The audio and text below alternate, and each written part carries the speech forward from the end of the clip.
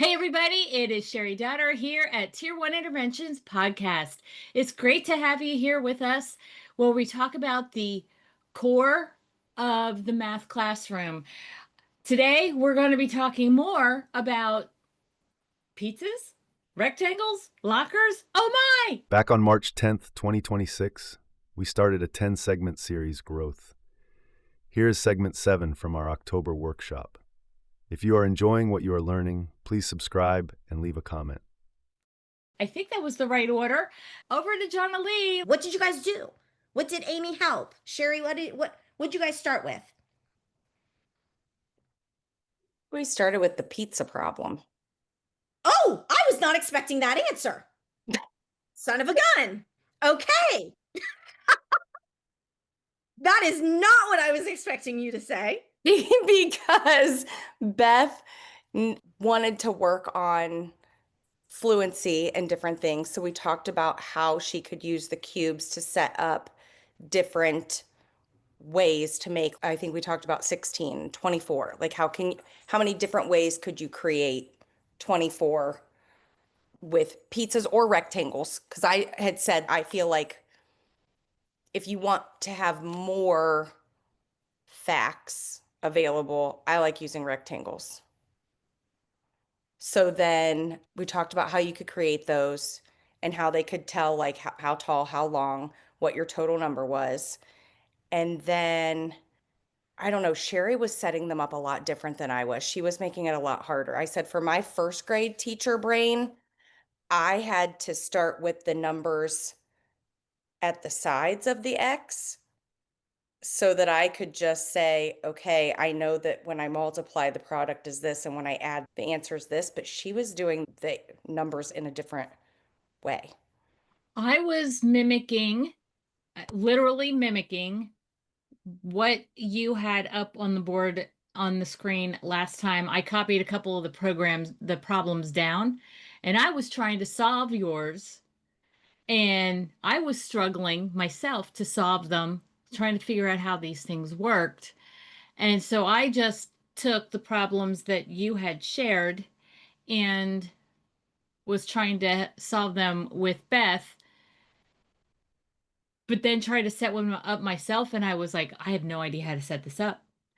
That is beautiful. Amy's solution was like a light bulb that went off in my head where you do the sides, figure out the top and bottom, and then do whichever one is going to be most grade appropriate.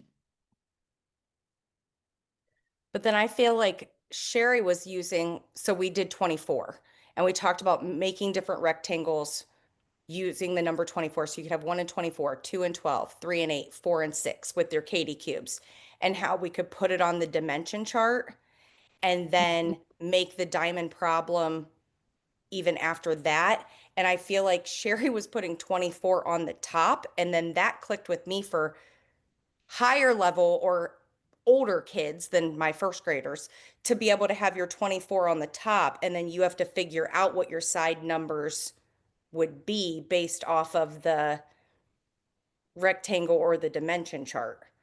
And then you could put your sum on the bottom. And the other thing that we talked about was where forms are located in the Mastery Math Method course level 1 place, so that Beth was able to shorten the gap on learning some of the features and stuff, but learning from the 2.5 hour curriculum was overwhelming her. So we gave her the assignment to do one and get an idea how one of them works. And I think, Amy, if I'm correct, we suggested pizza. Is that where we told her to start? I think you had said pizza and I had said rectangles, and either one would work. I think I said like it depended what she was doing. Are you Yeah. wanting to just do squares or like square numbers or not? So I don't know what she said. She was going to go back and look at them. Yeah. So for you guys that are listening to this conversation, last 18 months, we recorded all 12 of the reference tasks at an introductory level so that you could have a basic understanding of those tasks. They are in the Mastery Math Method course, and we have that for sale for you. And we will put the link in the show notes so that you can access that. And then this year we are recording level 2. So we have a basic understanding, because these people that you see in front of you and have been talking and interacting have gone through that last 18 months as well. And you're going, oh my gosh, that's a lot of information. It's okay. We just shared with you how we've taken one of our clients who did not go through the 18 months with us, how to shorten the gap to understanding that she could use some of the material effectively today.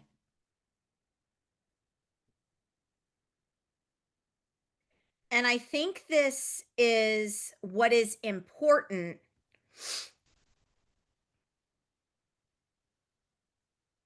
Oh, there's so much in my head. I can't even finish that thought.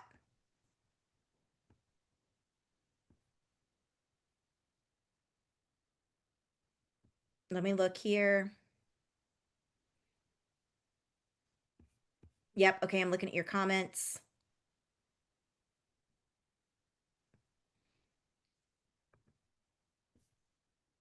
Okay. So now I'm going to do a couple of things. Now I'm going to be a responsive teacher again. See, this is where we have to head. Now, I know when I come back in and it's like, I don't understand anything John Lee's saying, but then I've got my people here that are like, bring it down, girl, bring it down. And that is what we're attempting to do today. And what it's doing to help all of you who are on here live is, what are the pieces that you've been missing to heavily implement? That's been part of what my goal was for all of you today. Just like Sarah said, I avoided the locker problem. It is a complex one to facilitate, but only by seeing that picture. Sarah doesn't even know what we did with that picture, but knowing the locker problem and seeing that picture that I showed, she's like, dang, now I'm not totally getting it, but I'm seeing what the locker problem can do on the back end. Now I have to figure out how to facilitate this thing, because now I can see how powerful it is. So then Sarah knows now what her next mini lesson from me needs to be. In my algebra classes, I teach the same way. And Natalie, you may have noticed this yesterday. I don't know. I'm making this up as I go. But that's what I've trained my high school students to do, is to know what mini lesson to ask me for. So I teach in this same way to my high school students, and then all of a sudden they'll be like, oh my gosh, Ms. Zupancic, I get why you need us to know that. I still don't know this piece. Here's what I need you to help me with. Gosh, Natalie, I don't mean to put you on the spot, but did you see evidence of that yesterday? Because I can't think of an exact example, but did you see evidence of that yesterday? She's saying yes. Okay, let me pause and let her do this. Yeah, I'd say a little bit. I don't know that like they name specific things, but I overheard a conversation with one girl. I don't remember if it was algebra 1 or algebra 2, I think, but she's like, I'm starting to see this part, and this part, but right here is where it's still confusing to me. And so they were asking, like, I get this and this, I need help right here.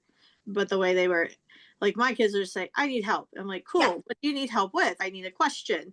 Like, they were able to get to the question, like, I need help here. So yeah, it was very directed in the way they were able to ask for exactly what they needed.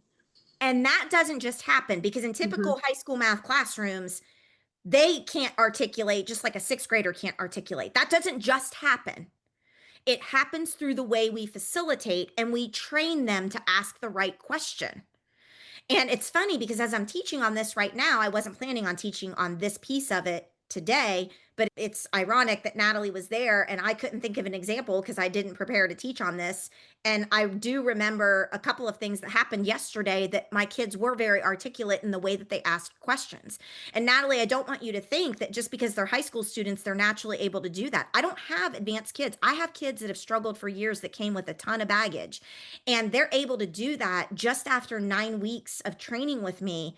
And I'll pride myself on that because it's through deliberate intentional instruction and understanding the mastermind or the master class that we teach on, developing pre-planning, planning, presenting, and post-planning as an educator to help increase our facilitation techniques so that kids extend their achievement and independence.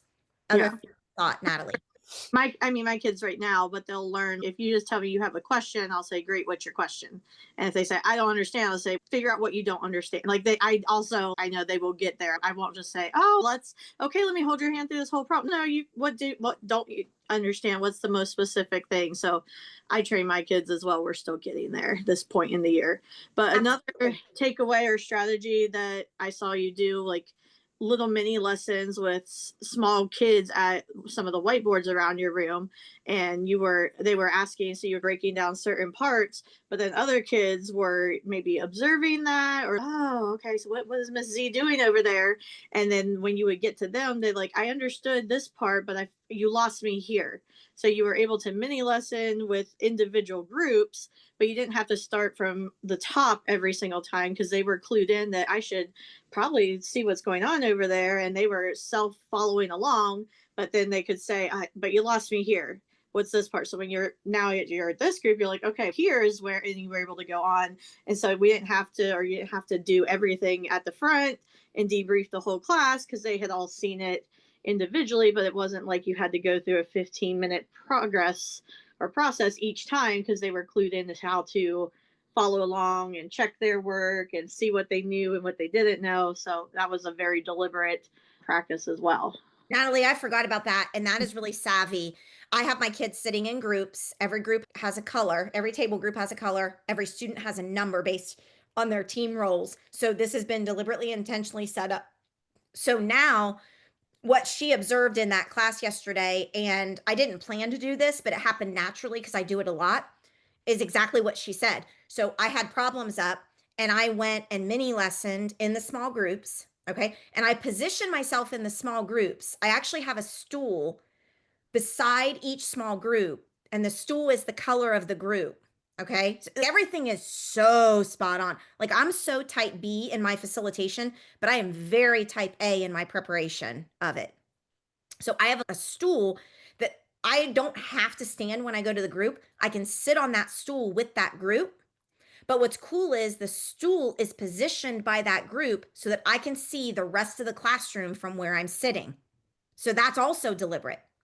I also have vertical surfaces that are matched up to each table group. So when the kids get up in their groups and go to the vertical surfaces, they know based on their color of table group which vertical surface, which whiteboard they go to when their group does vertical surface whiteboards and knowledge mobility. What I also did yesterday was, I don't know that I sat a lot because I was working from one group to another pretty quickly. So I went to the group. I easily had the vertical surface for that group right behind me. So I was able to talk quiet to that group in mini lesson, while other groups have gotten conditioned to eavesdrop. And then I can do some of those things. Then I go to the next group and I'll be like, okay, so where are we? And that's when the next group will be like, oh, I heard you say over there about this. And I see that you did the 9 and 8, but eight's not a stopper number. And so then they were able to ask that. And then I would go to another group that they haven't picked up on the fact that they should eavesdrop when I'm talking quiet to it. For some reason, they think that's cheating. So just very few kids aren't trained, very few kids. And that's okay. So I'd go to another group and they'd be like, okay, tell me about, I'd mini lesson with them. I'd move on. I'd get to the other side of the room. I had gotten to almost every single group. When I came back together to go over it, I did not pull kids back together, whole group, and go over it. I did that in so my whole group lesson happened in multiple mini lessons. Now, some teachers feel the need. You type A control freak people, stop it. Some teachers feel the need that after doing all of that, They have to come to the front of the room, bring everybody together, make everybody listen, and do that same mini lesson together with everybody. I'm not sure why. I'm not sure if you think that has to be the icing on the cake, but that cake don't need no icing. Okay? It's already icinged up and decorated with the topper and the balloons and the this, and like it's done. I already did it. Now, if Natalie wasn't so savvy as my observer, if Natalie wasn't so savvy, or if you have an administrator, that isn't real savvy on instructional delivery, that administrator is going to miss all of the instruction that happened, because they'll see me going around, they'll see kids talking, they'll see all this happening, and they'll get on their phone and they'll check their email because they'll be like, oh, she's not teaching yet. Jonalee, I want to close out Tier 1 Interventions podcast. And that is, if you are listening to this podcast and you are thinking, how do I get involved? You want to head over to your show notes and click on the link. We are offering you to come to a session like this, where you get all 2.5 hours at one shot for $47. You can then join another session for another $47, or you can buy the whole year for $497. Plus, you have to buy if you're going to go buy the whole year, you're going to have to buy level 1 as well. But the coaching and these conversations that we're having are $497. That sounds to me like a really good deal to really think the way you're thinking about not just mathematics, but occupational therapy delivery, speech therapy delivery, special ed delivery, and how we're helping these kids rethink, re-regulate, relearn, and think about life as whole.